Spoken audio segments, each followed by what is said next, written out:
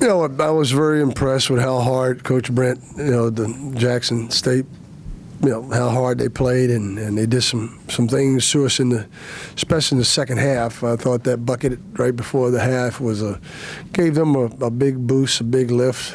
So we were happy with getting the win, although I was impressed with how tough and how hard they play. Any questions? Coach, can you talk a little bit about just the leadership that Markel Crawford's been giving you during this early season stretch? Well, he's a very energetic, very enthusiastic young man. He has been leading by example. He hadn't practiced the last couple of days. He got hit in the ribs, so he had a lot more energy tonight too, and I think that helped maybe some rest because we've been playing a lot of games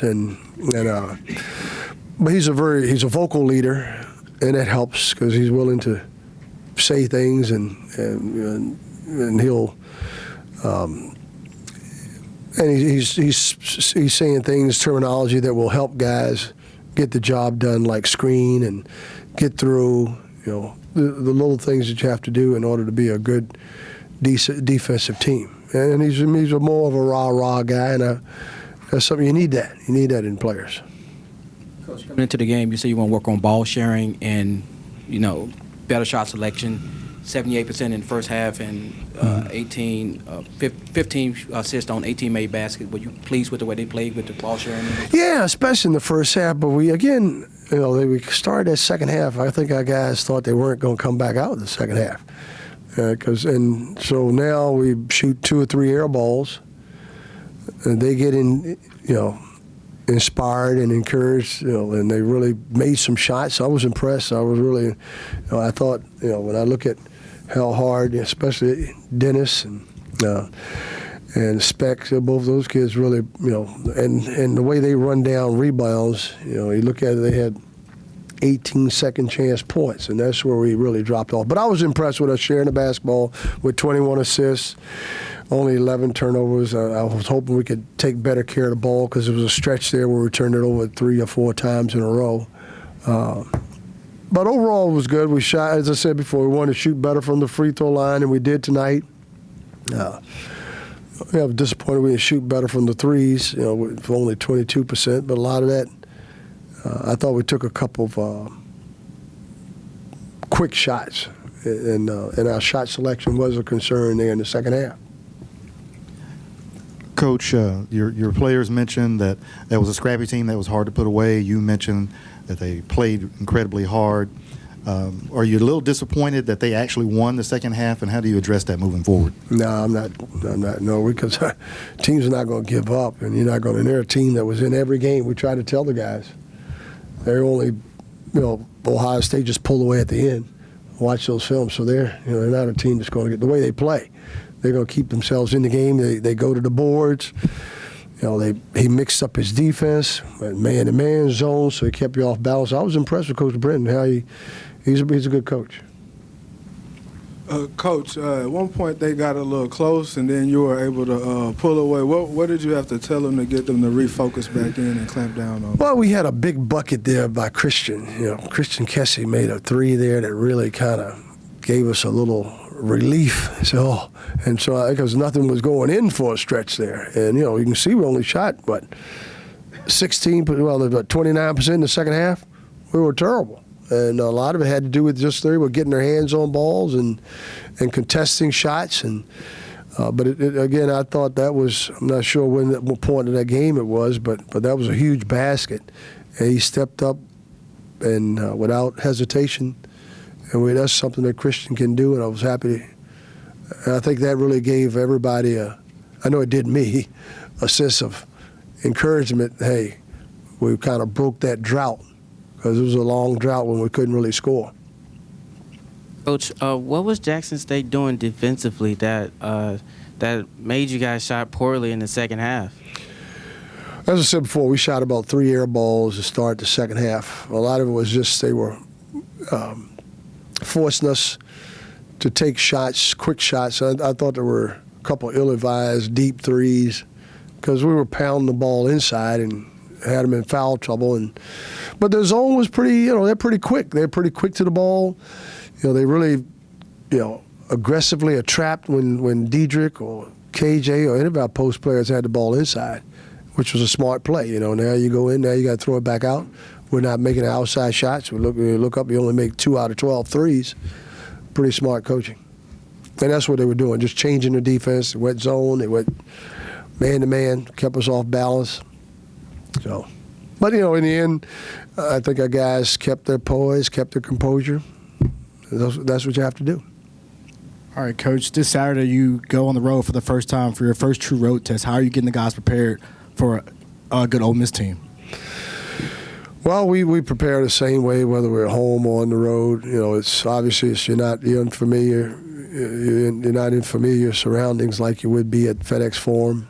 It's not a neutral site like we were in Destin, Florida. So, yeah, it is a true road trip, and we have to.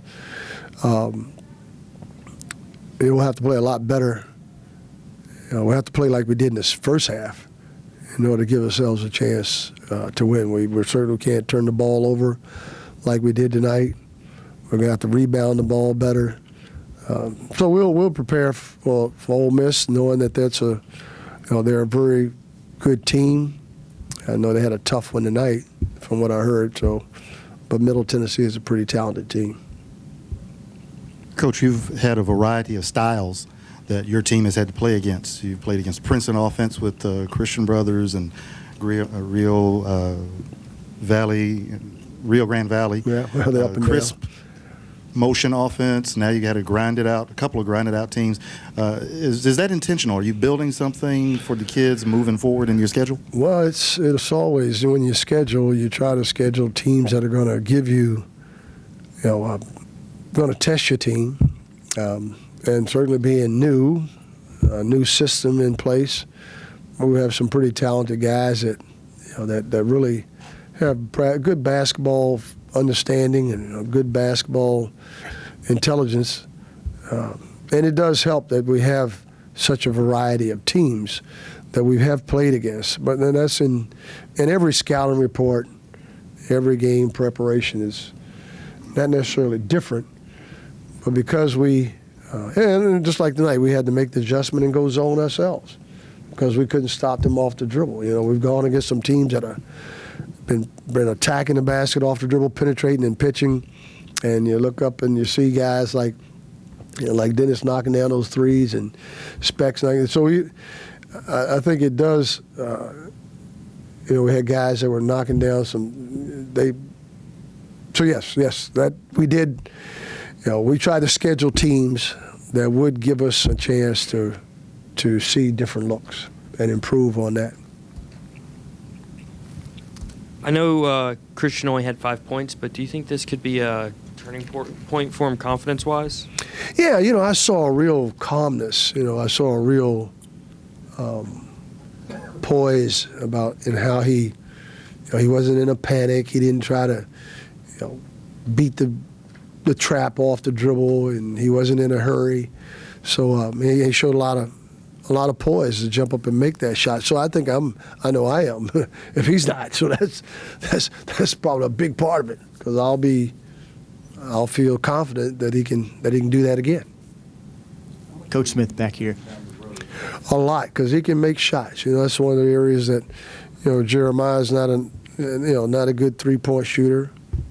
I can't say that. He can really, he's a good 3-point shooter. Like tonight, I don't know, he got kneed there in the groin, so he was sort of, I could tell he wasn't really himself there in that second half, and so I was really concerned about that. That's why we took him out of the game there at the time. But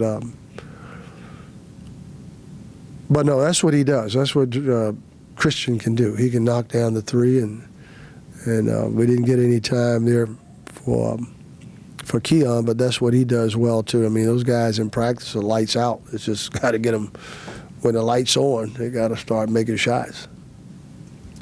Coach, what do you see from Jamario as he continues to get comfortable at this level? Well, he was playing great. His back stiffened up. We didn't play him because he, as a child, he had some scoliosis and from a medical. So he's got to be careful about how much and just strengthening his core muscles and getting stronger. But I like, you can tell he didn't have the same elevation tonight because that's part of his game and staying down in the stance. But he's really getting better, especially from the free throw line. I was very encouraged by his ability, by him knocking down 6 for 6, 3 for 3. 3 for 3 tonight. That's encouraging for him, and in 13 points in 12 minutes. But if we're going to need him, because Chad, in a situation like tonight, you want to put Chad in there, but they're going to hack him because he's 2 for 6 at the time, and they're making a run. We probably need him to. But he got better. His shot looked good. I mean, his free throws look much better tonight. He's been working extremely hard on it, and we need him to continue to get better. So that's because a guy like Jamario gives up a lot of beef, a lot of weight, a lot of bulk. It's a big drop-off when he comes in the game as far as just height and physicality. Anything else? Thank you all. Good night.